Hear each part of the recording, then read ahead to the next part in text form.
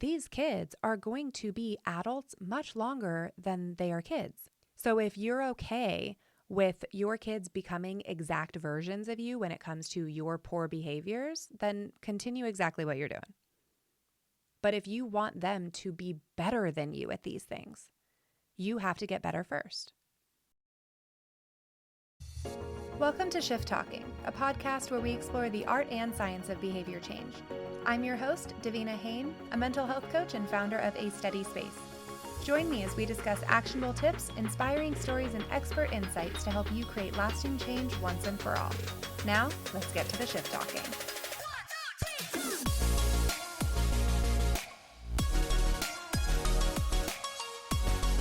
Hi, and welcome to episode 13 of Shift Talking. Today is all about expectation management, and this really isn't a topic that I hear people cover very often. And for me, and the way that I really view this is massive. What I've recognized within my own relationships and also, of course, within my clients is really seeing how many of our conflicts are rooted in poor expectation management and poor expression of what those expectations are. So let's jump right in. I'm going to go over a couple different ways that expectations can, lead us astray, sometimes with ourselves, in our relationships, with our kids, and general people. And then we will, of course, apply the shift framework here. Let's start with expectations of ourselves. This is sometimes viewed simply as having high standards and holding myself to these high standards. And where are these rooted and how are they actually helping you? We oftentimes set impractical expectations for ourselves and then we fail and then we let ourselves down and then we feel like shit about it and we know that we can do better and we know that we're capable and what are they going to be expecting of me? And it is a recipe for disaster when we are not checking and balancing the expectations that we hold ourselves to. A simple way that we could view this is when we try things for the first time. We very likely expect it to go well. We expect to be naturally good at a lot of things. And then when we actually try it, it's horrific. And for many of us, and definitely myself included, it can be so demotivating for us. It can be humiliating. It usually leads to some level of catastrophizing around whether I'm actually good enough for any of it. And the expectations that we set are typically just out of reach to begin with. They're unrealistic, they're impractical, they're unhelpful, and they're rooted in some level of perfectionism or keeping up with the people around me, like keeping up with the Joneses thing, or wanting to prove our worth somehow. And yet we allow one instance or even multiple instances to let us diminish our worth entirely. So when we're talking about expectations of ourselves, we just have to be realistic and not lower our expectations. That's what usually the pushback I get is like, oh, okay, so you just want me to lower expectations of myself and not strive for better. No, I don't want you to lower them. I want you to adjust where they should have been from the first place, right? It's not about settling for a standard that's below me. No, the standard you originally set was way unrealistic. It's off the charts. And so let's start with something that's a little bit more balanced and then adjust from there. But shooting from the stars and then learning that I'm still on land, it's going to be a bummer. So that's usually the expectations for ourselves. It's really listening to not necessarily what it is that we want to achieve, but more so within this level of what's practical for me to achieve right now, this version of me. I have no doubt that this future version of you will be able to achieve all of these things. And this version of you doesn't have the practice. So let's get them practicing. Let's get you practicing these more simple tasks, and then we can go from there. As an example, because I'm going to use personal examples as much as I possibly can, I started this podcast with very high expectations that I wouldn't have any audio issues, that I will just sound super natural. I won't flub. I won't be cringy. I won't be uncomfortable. It'll just come naturally. And I expected my first episode to sound like other people's 50ths. And it doesn't, and it's not going to. And it's more so about allowing myself to just be a beginner at something. And for some reason, that feels gross to me. And so I set way too high standards for myself. I can't meet them. And then I'm just like, fuck it, forget it. And I bail out. And I lack that fortitude sometimes. And so that's what I'm working on. I am also working on my own version of the shift, right? Constantly. The fact that you're listening to episode 13 now is proof that I really am putting in the work. I'm willing to be bad at something so that then I can get good at something. And I hope that you will choose whatever your something is and do the same. So instead of applying each of these scenarios to the shift framework, we're going to be doing that all at the end because a lot of these things are going to overlap and I would rather not be repetitive for you. Next is going to be expectation management in our relationships, romantic or otherwise. And this is going to be so pivotal because what the research is showing us is that 70% of misunderstandings in relationships come from unmet expectations. So what I would want to know is how many of that 70% were unmet because they weren't shared. I live and breathe by this quote that goes, unexpressed expectations are premeditated resentments. And it's also where the intention doesn't match the impact, right? We, of course, don't intend to sabotage our friends or the people around us, and sometimes the impact lands that way. What I really want to drive home here with the expectations for other people is whether they are shared, and if they are shared, whether they are told, right? There is a difference between sharing with someone what my expectations are and telling them what my expectations are. One, of course, encourages collaboration and mutual respect in these types of things. And the other one is more of voluntelling that this is what it is, take it or leave it. And while sometimes it can get to that point, what we can do in prevention of that is discuss what these things are. And here's how we can test whether we really do share our expectations with other people. If you have found that you didn't realize you had an expectation for someone until it wasn't met and then you felt disappointed by them. If that's the case, if that's what's happening to you and if it feels like it's happening often, then that really just means, one, you weren't aware of your expectations, which means we need to do some work on our self-awareness and learn where these things are coming from. And two, they can't know either because you probably didn't tell them because you weren't aware yourself. So this is where these things become a chicken or the egg thing, but regardless, it doesn't matter which one came first. They're both here. So now that we're aware of it, now we can work together to solve it and work through it. Here's an example of what oftentimes happens when couples come to me who are new in parenthood. Both have expectations from the time they learned of the pregnancy and then, of course, after when baby does arrive. Typically, each side just assumes that the other person would just get it and follow maybe traditional gender roles or cultural expectations or whatever this may be. And then inevitably, they're failed by each other. And it causes the typical question of, what the fuck did we do? Should we really be together? Are we right for one another? Is it better to end the relationship now before baby's old enough to remember us together, right? The typical catastrophizing. But that's not usually what I have couples work on. Of course, those sentiments do come up because it is just like this raw fear data that comes up in sessions. But first, we start at expectations, what they had for each other, what they had for themselves, whether they realized them or not, and the fact that they didn't share them. So we go over how to talk about them, how to discover them, how to share them, how to work collaboratively and make sure that my partner is aware of the expectations that I'm looking for, and not only aware, but agrees to be held to them. Oftentimes we get so consumed by the disappointment that we don't consider whether they knew about them at all or whether it was our job to tell them. So with these couples, what I also oftentimes hear is that they should just know. And while I understand that to some degree, if they're missing the mark, they don't. And until you express it in a way that makes sense to them, that's not in vague generalities, and instead quite literally, hey, in the morning, this is what I'm expecting. Overnight, when I'm up breastfeeding, this is what I would like you to do. right? It becomes more of a negotiation and a compromise as opposed to a voluntelling. So with these couples, after we dig in, I really work to help them find their voice and put words to how they're feeling. They usually go from battling over expectations to building something that works for both of them, with, of course, an awareness and acceptance that it will evolve over time. The other parts about our relationships are going to be centered around these unmet needs. And if I have this need, I'm expecting it to be fulfilled, right? Whether it's new parenting or newly into dating or just moving in together and, divvying up these tasks, there's so many opportunities for missed opportunities.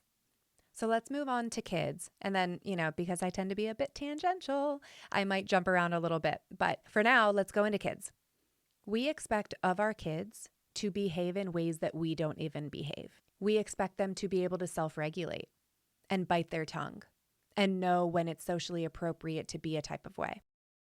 To remember to make their bed first thing in the morning and follow through with these tasks. And if you aren't doing these things, you cannot expect your children to. If you haven't sat down and went through their systems step by step and then also reinforced it, we're not going to get there. I think the statistic is around, on average, kids need 20 repetitions of things in order to learn. But if you incorporate play when they're learning, I think it's 6 repetitions. I will look that up. And if I'm wrong, I will, figure out a way to rectify it in the short notes. But that's wild. And we expect them to be able to do these things because they come so easily to us, maybe. But if we aren't actually sitting them down and going through step by step, how to apologize correctly, how to know when things are appropriate or not, how to make their bed, right? Things that are simple for us are going to be so challenging for them. And things that aren't so simple for us, like regulating ourselves, are going to be even more challenging for them because we are basically one of their only gauges of appropriate behavior. So if you don't like the way that your kids are acting, there might be some room for you to recognize that that's a blind spot of yours as well and learn together. Emotional regulation is a massive thing that we, of course, all work on. And I'm going to yell at my kids and tell them why them yelling at me isn't okay. It doesn't work, right? It's hypocritical. I don't want my kids to throw a tantrum at the grocery store, but I can do it in the car when we leave the grocery store. I'm not okay with being told no by my kids, but they are supposed to be okay with it. I don't like people volunteering me what to do. I don't like being bossed around. It's why I work for myself, and I'm perfectly aware of that.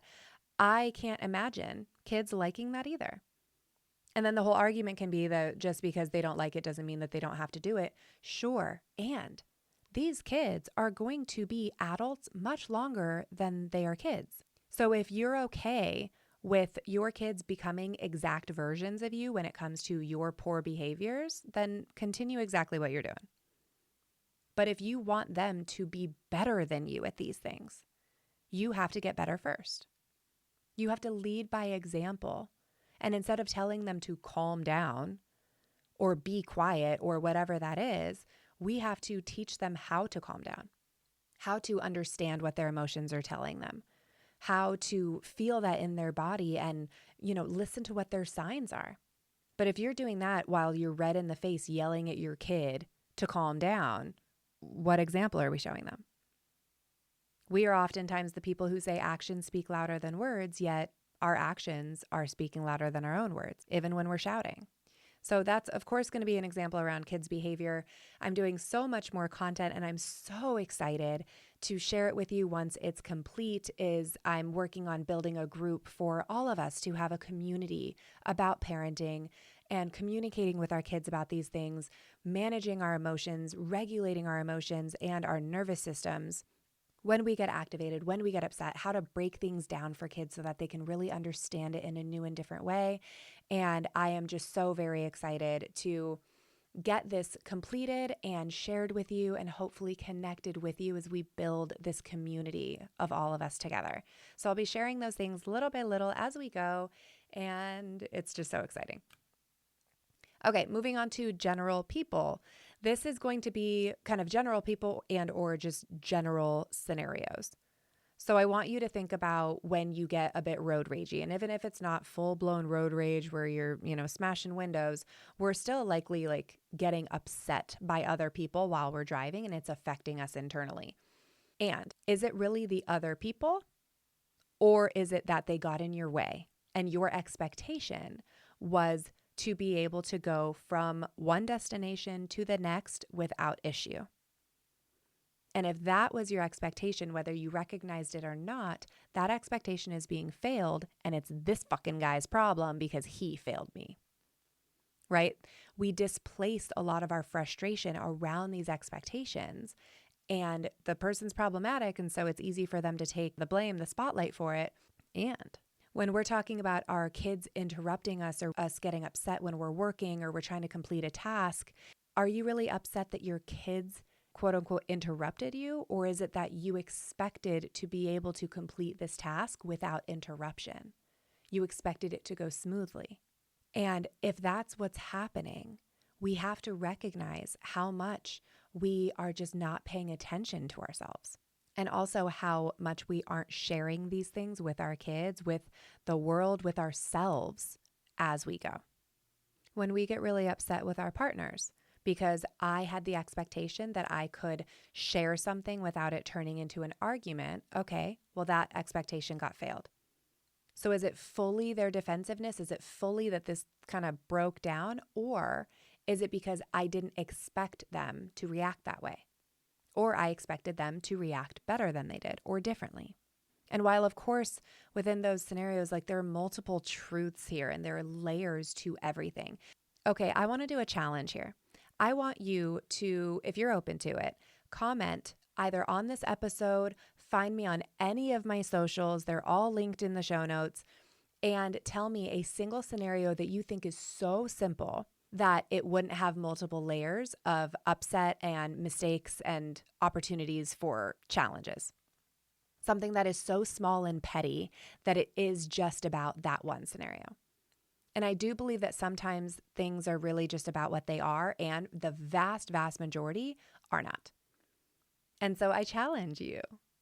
Give me some scenarios and let me do my best to not overcomplicate it and look for things that aren't there, right? Like my job isn't to plant shit where a flower can grow. And it's about really digging in to see the layers that are contributing to each of our conflicts. Nothing means nothing. Well, rarely things mean nothing, but let's kind of do this together and we'll break it down. I can make a whole episode out of this. It can be a series.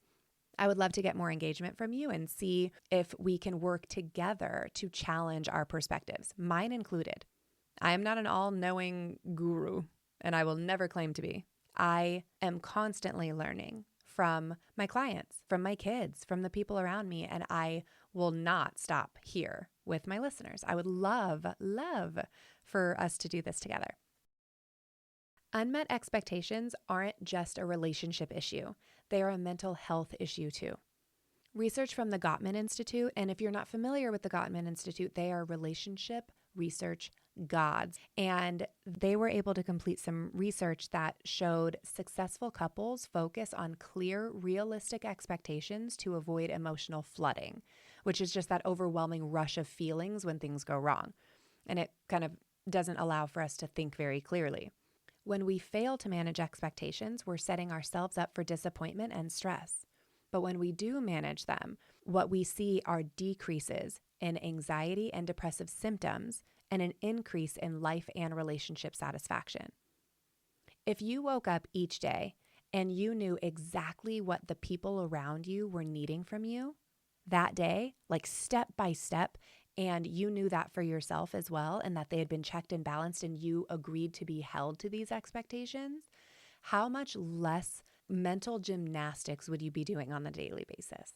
And if you were spending any of your time wondering what other people are needing from you or wondering if they are going to show up for you in the way that you need them to show up for you, then it means that we haven't been clear enough.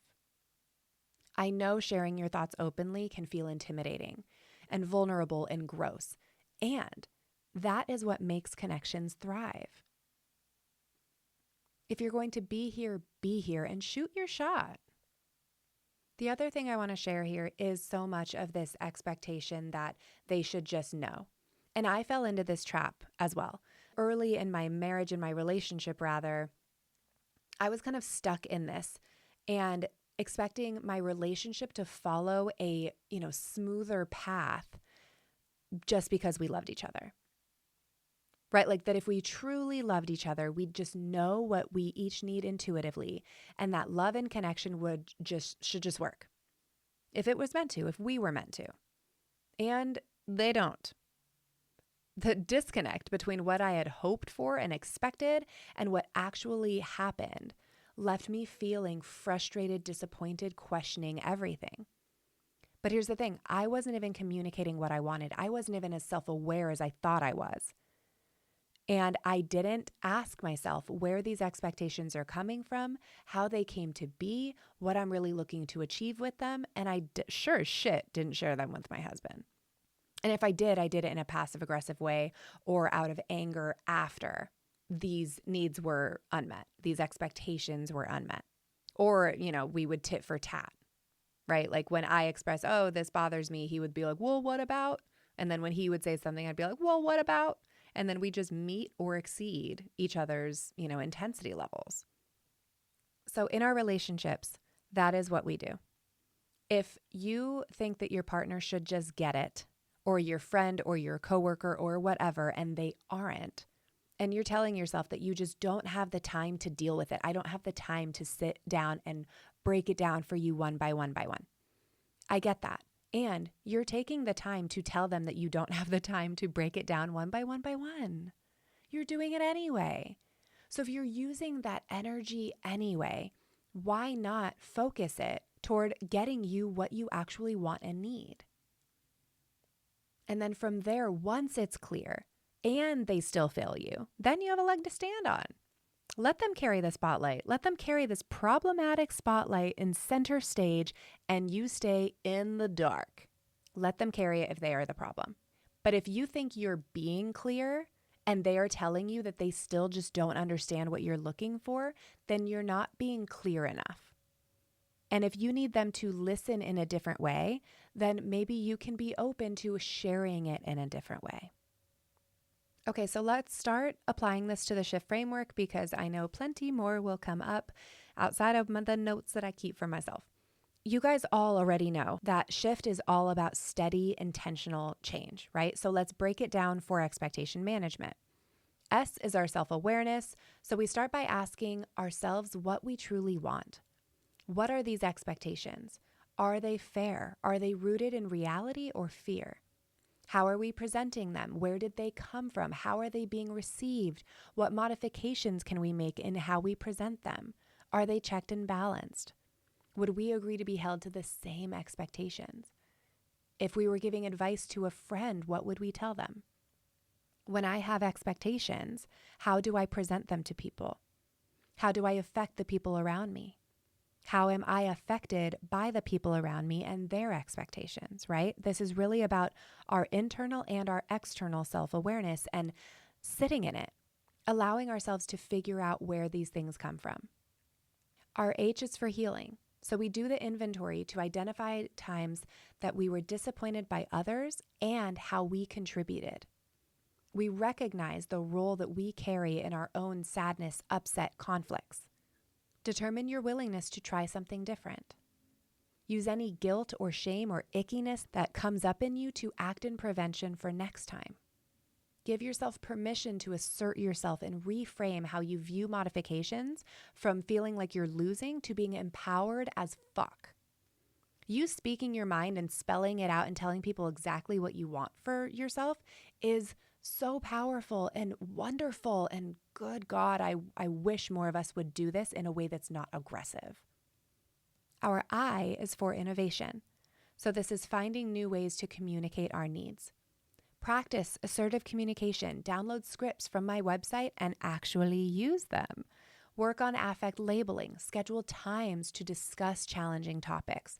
In the same way that you show up for your coaching sessions, your therapy, your work meetings, your doctor's appointments, whatever, anything that you show up to on time and or you take proactive attempts to reschedule and then show up to that on time is how you do this. Schedule this time in your calendar with yourself to do this work. with your partner, weekly, twice a week, daily, whatever this looks like, whatever works best for you, that's what we do. We adopt new strategies for regulating your emotions until that time comes. So if we are scheduling times to discuss challenging topics and we get into a conflict Monday morning and our time to talk about these things is Tuesday evening, how are we going to stay regulated without just being our own hype person and villainizing the fuck out of this other person? Another massive thing for innovation is going to be changing the way that we share things by sharing more about the objective and not just the rules. When we have expectations, we have a tendency to tell people what we need and not why we need it. So I want you to imagine yourself sitting down to a table game where you're learning a new board game and the people around you are just telling you what to do. Roll here, spin this, go this many spaces, this is what you do. And you're just like, I would love to make some moves for myself. I would like to take the initiative here. Can you, why are we playing? What's the objective? What's the goal? And if you are just telling people what the rules of the game are instead of why they're playing, they are going to resist. They're going to feel bossed around and told what to do. And that doesn't feel good for really any of us. If we can share more of the objective, it's going to allow for us to do this more collaboratively. It's going to force you to slow down a bit. And after you've done your S and your H, you will be able to share this more with rich data and without anything really being a fact. Hey, I think this expectation that I have is rooted in this, and this is how I think it could benefit me. Are you open to doing this? Right? I shared earlier that I work for myself because I don't like being what to do. I am hypersensitive to being bossed around, right? I'm working on it. And I oftentimes will kind of bounce ideas off of my husband, and he will say things like, you know what you should do is ... or what you should do is ... And I told him, your ideas aren't bad. I really do like your ideas. The presentation, I immediately get defensive. So I'm working on not getting defensive and really just listening to what it is that you're sharing with me and not just how you're saying it. And could you start the way that you share these recommendations with something like, hey, you know what I think you'd benefit from is X. Hey, are you open to hearing something? I think I have a good idea. Hey, I'm wondering if you've tried XYZ. I think it might help you achieve ABC. So while I'm working on putting away my defenses, he is going to match what I'm looking for because I've made it explicitly clear how it will help me. And if he wants to be heard and be considered and, of course want to know that his solutions for me are being considered and that he's not just talking into a void, he will make those modifications. And yes, of course we have flare-ups. Yes, of course I still lead with too much defensiveness, and he of course forgets how to not speak super naturally. But we both know that this is a goal of ours, and we can continue modifying these and give each other the benefit of the doubt and expect these things to go poorly. So now that we both know what we're working on, I still expect him to lead with more rules of the game, and he still expects me to get defensive from time to time. But because a lot of that grace that we can give ourselves is because we both know what to work on, and we're making it explicitly clear. A lot of the times we hear things like, don't be such a dick, right? We're telling people vaguely what it is. Stop disrespecting me. I expect to be respected. Okay, well, what does that mean? What would that actually look like? Spell it out for me. And then from there, let me make my own moves. Let me take my own initiative. Let me come up with new and different strategies for achieving this goal. This same thing is going to go for your kids. When you are working on a new thing, when you are telling them an expectation that you have of them, share with them the objective they need to understand. And especially if you want them to be able to apply this logic and this objective in multiple different ways. What we tend to do is tell people what not to do and not what to do instead. So I record this podcast from my home office, and I have 2 boys, and oftentimes they are loud in the hallway, and then I have to reset and I have to re-record and all of this. And sometimes I don't mind it because I'm kind of expecting them to make noise. And other times I do mind it because I'm not expecting them to make any noise. what my knee-jerk reaction tells me to do is to open the door and be like, boys, go downstairs. You're being too loud. I'm working, right? And just like lead with the rules of the game, and likely in some level of like aggressive way. And what would be more helpful, of course, is for me to open the door and say, hey, boys, I'm recording in here. It doesn't have to be this like super foofy, like, hey, excuse me, would you mind? Like, no, you're allowed to say, hey, boys, I am working in here and what I'm doing is recording, and you've seen all of that equipment that I have, right? Right. Okay, well, when you guys are making noise out here, it gets picked up on the microphone and then I have to re-record it. And really, I'm trying to get this done so I can come and spend time with you. So the sooner I can get this done, the more quiet you are, the sooner I can come and play Mario Kart with you. So how about we do that as soon as we're done? I know that it's hard to remember to be quiet. I was a kid once too. So if it's too hard to remember to be quiet up here, if you could please go downstairs, or you can play in the backyard, be as loud as you'd like, right? That's going to be a better solution. The absolute best solution is going to be before I come up here. Before I start recording, I go to them and say something similar and like give them the heads up. Yes, kids are resilient and they bounce back and all of that. But if you don't tell them what to do with their ick, they will store it. And we do not have any control of how they store it. So if my kids are going to be storing any ick, I want to be able to help them navigate where to place it and how to release some of it. And the same is going to go for everyone around us, ourselves included. Our F is for fortitude. Things won't always go perfectly. And I know that you're going to say like, yeah, no shit. And do you sometimes expect them to? Because I know I sure as shit do. Resilience is about learning to adapt and grow when plans change. Please expect things to go poorly and also for them to go well sometimes. Any bit is progress and we celebrate each and every time. Fight the urge to fall back into the quote unquote, they should just know traps, and find empowerment in taking accountability for your own errors and giving grace to them for theirs. It is a superpower and oftentimes encourages the other to do the same for us. And then from there, we trial and error repeatedly. Our T is our transformation. This is where it all comes together. When we shift our approach, we create opportunities for connection, intimacy, and rebuilding. Don't shy away from conflict and embrace that they help us determine what's really important to us. We rinse and repeat, and the better we get at it, the more we transform. Again, it's not an all or nothing. It's not these unrealistic expectations. And speaking of those, our next episode is about New Year's resolutions. And it's going to be interesting. I am not a hype person for them, but we will go over how to kind of set them in more appropriate, helpful, more, realistic ways. So, of course, today was all about expectations. There's plenty I missed, and I will make many more episodes about expectations in general. Again, I see this constantly causing so many issues, and I would really love to kind of break this down little by little and do maybe even a series of these. So if you're at all interested in that, please let me know. I will again, of course, share with you the parental shift groups that are coming up. And also, I really just want you to know that I did not see myself running groups. I also didn't see myself ever being interested in joining groups myself. I'm super introverted. I self-identify as socially awkward. I tend not to want to do this work around anyone else or really it's not from me.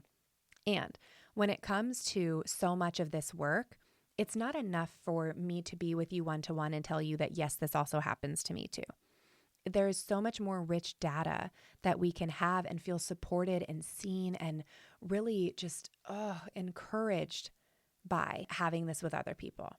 In knowing that other parents are reacting poorly with their kids and feeling like absolute shit too is amazing. And it's all of these things, and this entire podcast is built around this notion that we all have so many similar issues, but we tend not to share them, and we're told not to. And it's not to commiserate, and it's not to kind of like fuel all of our character defects. What this is instead is to show that life is really fucking hard, especially in the dumpster fire that we're living through right now, and we need a community, and I want to build that with you. And so I hope you join us. And again, I will share details as we go. If you need anything, you know where to find me. Please visit my website, join me as a steady friend. It's completely free. You get access to a ton of resources. We are building so many during this holiday season that we will be launching very quickly as well and adding into that whole bank of resources. And so I hope you join us. I hope you continue tuning in. Please rate and review this podcast if you're open to it. It would really help me get a wider reach and allow for, my expectations to grow of myself. So I hope you remember this is all about your empowerment, one shift at a time. I'm honored that you're here with me, and I will see you next time. Stay steady.